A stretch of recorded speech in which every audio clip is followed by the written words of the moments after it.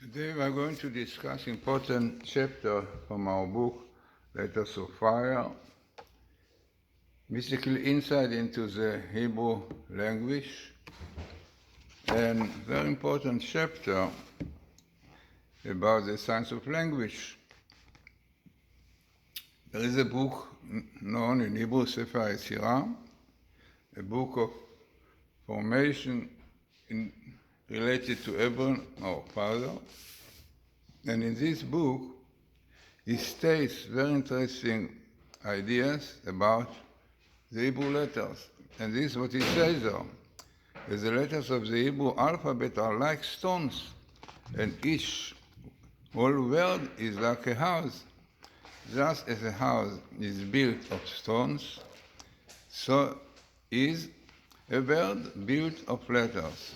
It's a very interesting idea, very important, because every letter in Hebrew is a whole word. I brought you an exactly interesting example in my book.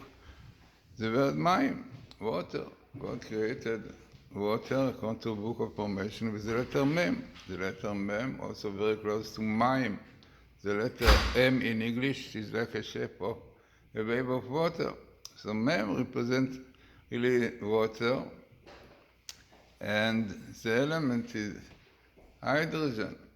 So when you look into the word in Hebrew mayim, into the formula of water, H2O, basically the same thing. Why? Because mem, as we said, is water. The letter Yud, according to Kabbalah, is the letter of life. Yud, wisdom. Wisdom also, spiritual life. Chacham, the same numerical value, like life. The Hebrew word Chaim, life, if you take the letters, in the end are moach, brain, and inside Yud, two, like a lot of oxygen, you need for the brain, for life.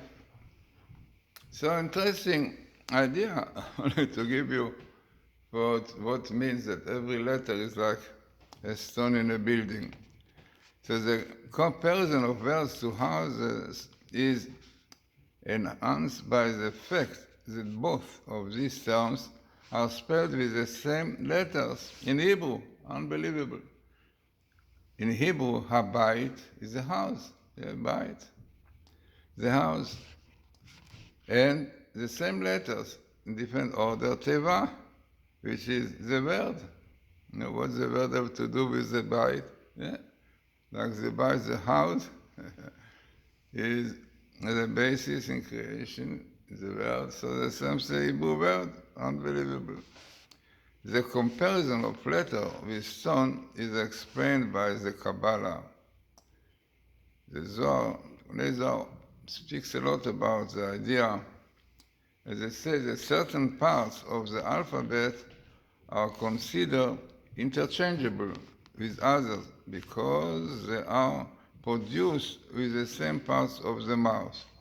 So we spoke about it in another chapter in the introduction. So there are letters which come from the lips, buma. Letters come from the teeth. Yeah, that's then letters will come from the palate, chech, yichak, and then letters from the throat, hey, ein. So basically there are 5 parts of the letters, the alphabet letter, from 5 different sources of the mouth, parallel to the 5 parts of the soul, the neshama. So let us take now the letter Vav. Yeah, the letter Vav, Va, is interchangeable with Bet. Bet, Vet, Vet and Vav are pronounced with the same part of the mouth. And the letter Tav is a letter which is interchangeable with the Nun, that plant from the tongue, that plant from the tongue. So when these 2 substitutions are made, the word ot, the word ot in Hebrew, ot letter, otiyot, ot, became heaven. Yeah, bet, vav, and nun, tav, stone. So basically, the letters are like stones, which are the basis of the house, of the world. God created the world with letters. Bereshit bara Elokim, in the beginning God created et. What is et? Ze. Not necessary to put this word. You can write Bereshit bara Elokim shamayim va'aretz. In the beginning God created heaven and earth. What is in the beginning? God created et hashamayim. So et from Aleph to Tav. If you put the dot, it's like ot. With letters God created the world. So very important idea, and this is really in my book, Letters of Fire, and a lot of my other books dealing with the Hebrew letters. You can see them in Amazon.com, or Kindle, and in my site, Glazerson, books.com or Glazerson.com. Very, very important.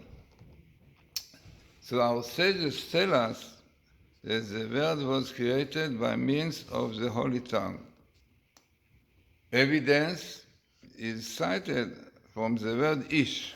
I wrote a whole book really about man and woman, ish and isha, revelation about marriage, so much about men and women, so important to know.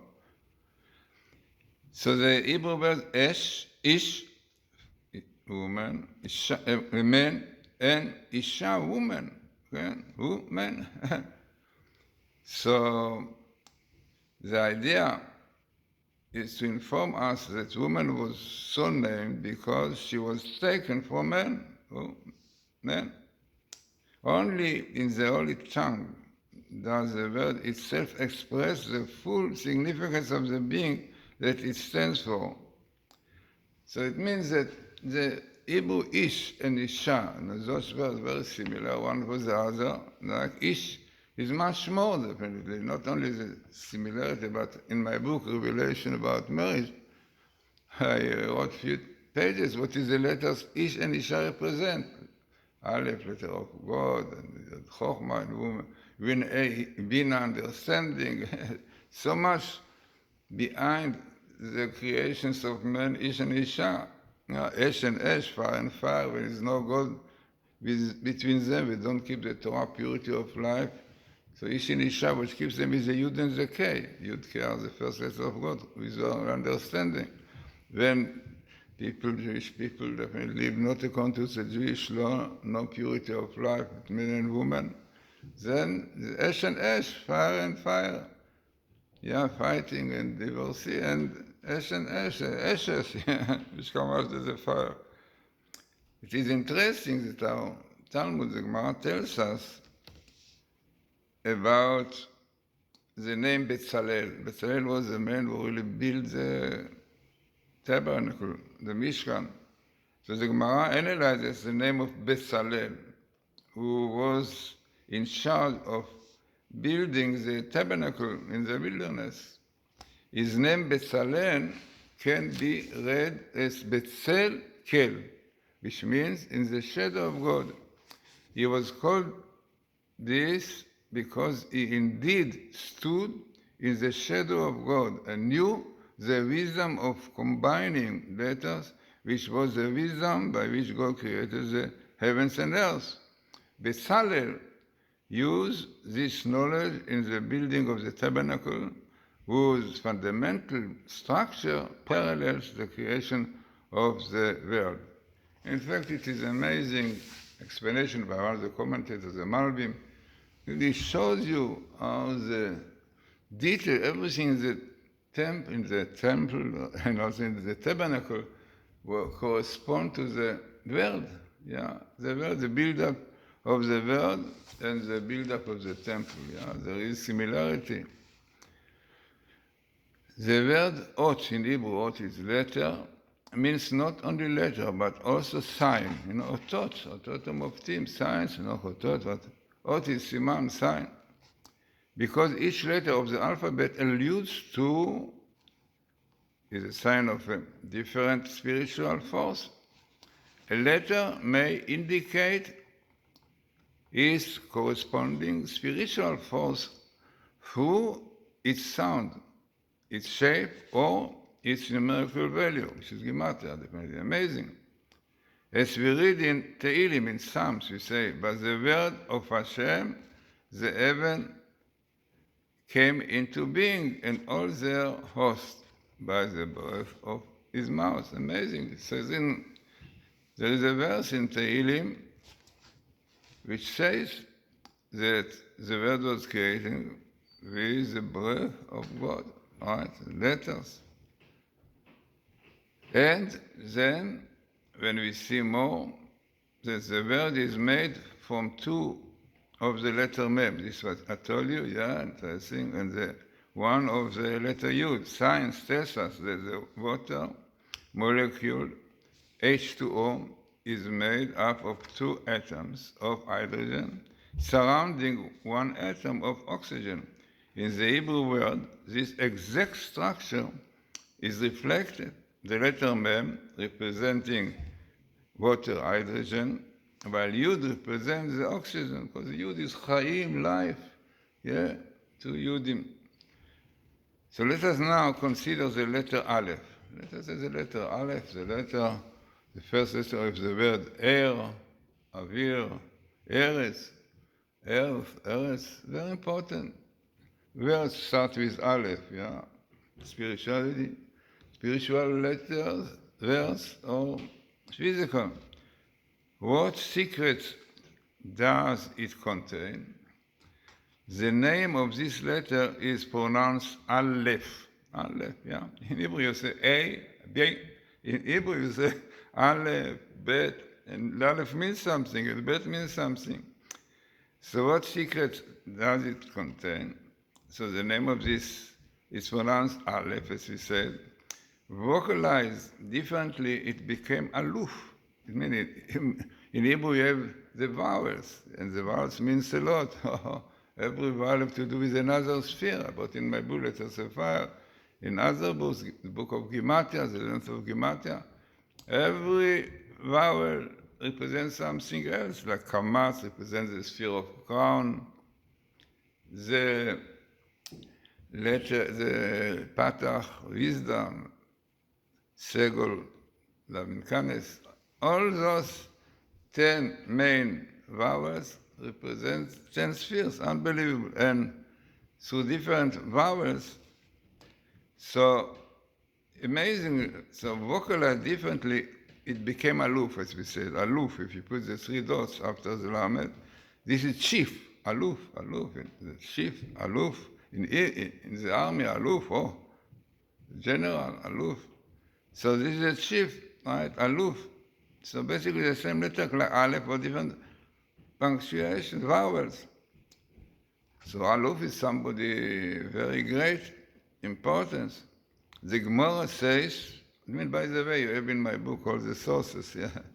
We'll take time to read the sources, but everything have a source in the Gemara and the Talmud, the Bible. So the Talmud says that the word Aluf means the Holy One, Alufo shel Olam, the chief of the world. Blessed is he. As it is said, you are the chief of my youth. Aluf Neurayata, yeah, is a verse also. The word Aluf as a name for the Holy One, blessed is he, is also found in the Mishle, Proverbs, yeah. The complainer separates the chief, Aluf. Yeah, the complainer, somebody who complains all the time, like it separates the chief, Aluf. According to Rashi, the commentator, what it means, this means that one who voices numerous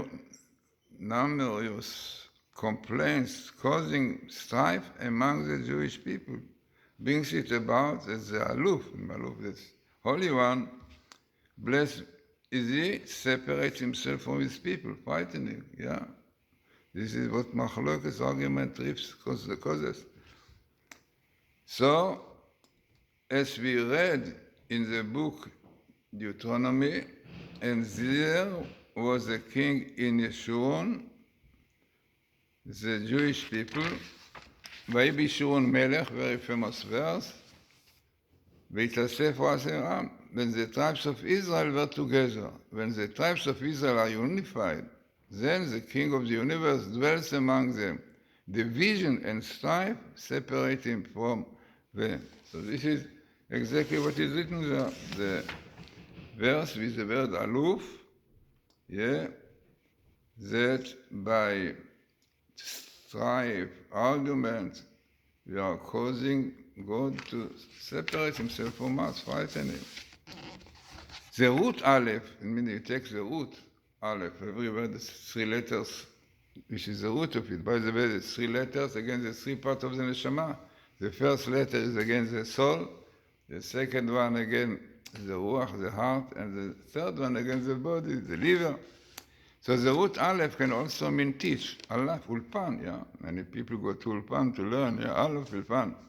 As in the verse, there is a verse also in Psalm which says the same idea. I shall teach you Alpecha wisdom. Alpecha, I will teach you. Aleph. These two meanings of Aleph are related. That is God and the learning. The Holy One, blessed is He, is called Aluf. Why God is called Aluf? Because He is one who teaches men knowledge and wisdom in the Torah. This is the plain meaning of the verse quoted above. You are the chief of my youth. You are like the chief, the Aluf Norayata, yeah? Which is, you are the one who has educated and guided me from my youth. Amazing. This is Aleph, Aluf, Aleph, the first letter, because also the first stage in life should be learning, understanding. And then Binah, then Bet means understanding. Wisdom and understanding, yeah. Unfortunately, people speak without knowledge, understanding only what they feel, and this is a terrible disaster. Knowing that the letter Aleph stands for the Holy One, blessed is He, helps us see the deeper significance of the word Adam. Adam, yeah. In English also say Adam, man. The sages tell us 3 partners take part in the creation of man. Yeah, human are created by the Father, the Mother, and the Holy One, the Neshama. Blessed is He, who gives the soul. The word Adam, those 3 letters, Aleph, Dalet, Mem, expresses the concept. It can be analyzed as Aleph, put a line in between, Dam. The letter Aleph indicates to the Holy One, also to the Neshama definitely, and God who provided the spiritual component. The remaining 2 letters, Dam, spelled Dam. Dam is blood, the physical, which symbolizes the physical aspect contributed by the father and mother. Amazing. This is Dam. The Dam is built up of Allah, Aleph, godliness. The letter Aleph, if you remember, we said has a numerical value of 26 if you cut the letters of Adam. Yud, 10 on top, Vav, 6 and Yud down. Yeah, Aleph has 3 letters, which Gematria is 26. God, Neshama. Amazing. A deeper look at the word Dam, without the Aleph. When somebody lives physical life, a dumb person, yeah. Maybe it takes also for Dam. Reveals Domem, Domem is inanimate. So Dam reveals, it contains a hint of the father and mother who contributes to its production.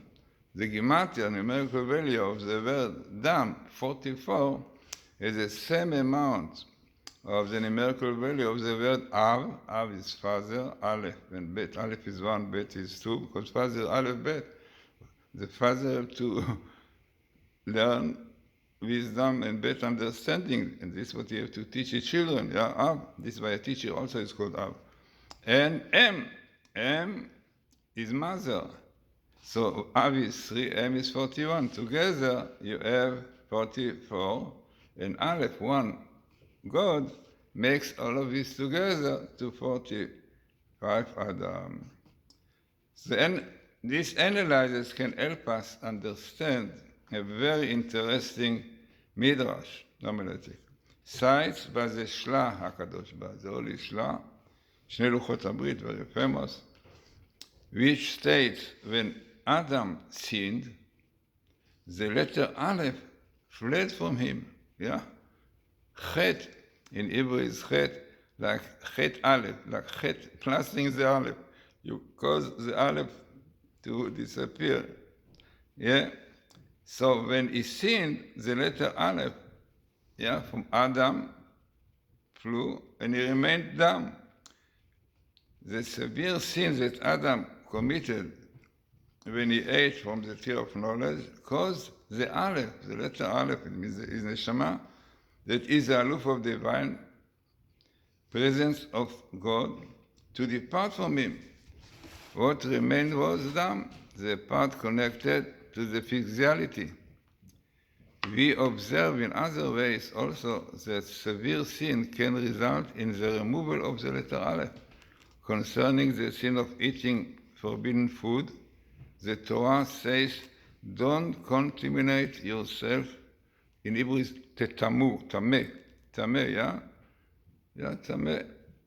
Don't contaminate, almost at the same letter, tameh.